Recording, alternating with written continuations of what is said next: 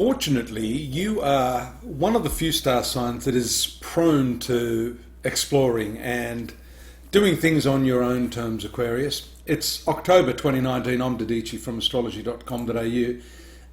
And here we see the nature of your explorations really ramping up this month with 3 planets and then Mars also entering into this 9th house of your horoscope, which has to do with the higher mind, learning, explorations, education, legal matters, spirituality, all of these broader horizon topics where you can expand your insight.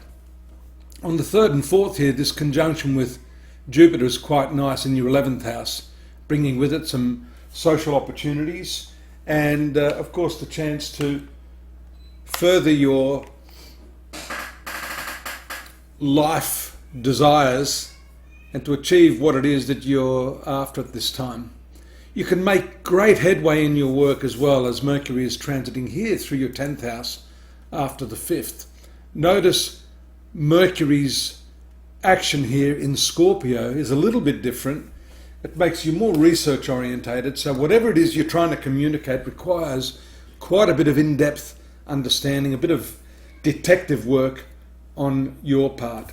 But certainly having these 2 really first-rate, what we call benefics or positive planets either side of this 10th cuspal area here is excellent for your work and for determining some sort of new opportunities in your professional life.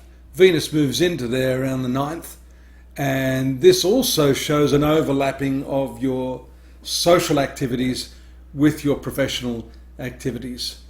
Idealism associated with work and money is also here nicely fortified by this triangular position to these 2 planets around the 9th or 10th to the moon here in your 2nd house of finance. And at that point we see a very powerful full moon shaping up in your 3rd house of communication.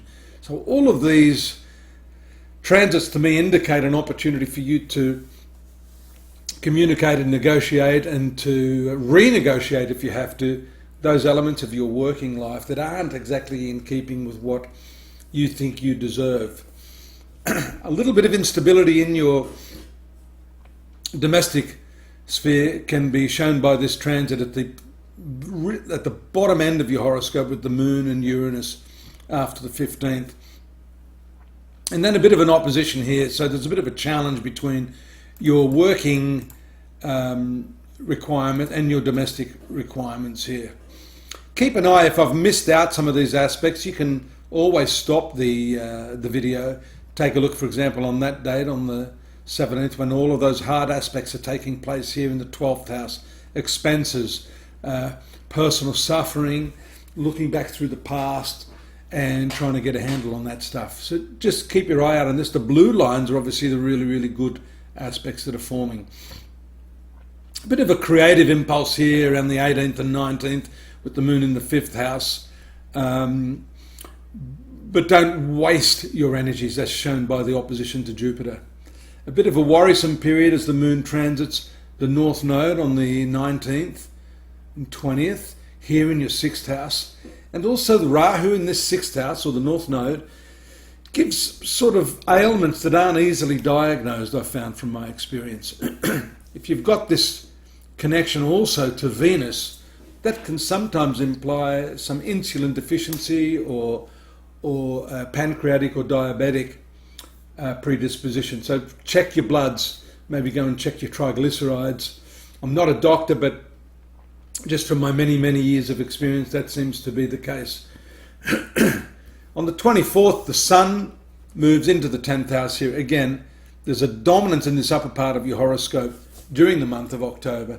And the Sun is an excellent placement to, really support your efforts to achieve something special at work. A new position, either within the organisation you're working for, looking further afield, or even with all of these activities in the 9th house, especially here with the moon making conjunction to Mars around the 26th and 27th, looking at your options educationally. We talked about expanding your horizons as being one of the themes this month. Well, that's very, very important. And there also we see an incredible new moon taking place on the 28th. Again, the theme seems to be pointing back to this 10th house area. 10th house. 10th house is your self-esteem. It's the achievements in your life. In Vedic astrology, we call this karmasthana, or the house that relates to one's actions in life. Action, reaction. And actually the month finishes up on a good note because we see the positive nature of the 10th house sun, along with this conjunction of the moon and Jupiter in the 11th house of life, fulfillment, profitability, great friendship. Find out more at astrology.com.au, Aquarius. We've got the month in focus there. We've got the daily readings that are really, really popular. We've got the year in focus. I'm just writing the yearly horoscopes for 2020 right now. Haven't finished yours just now, but check in there and get the lowdown on what's coming next year.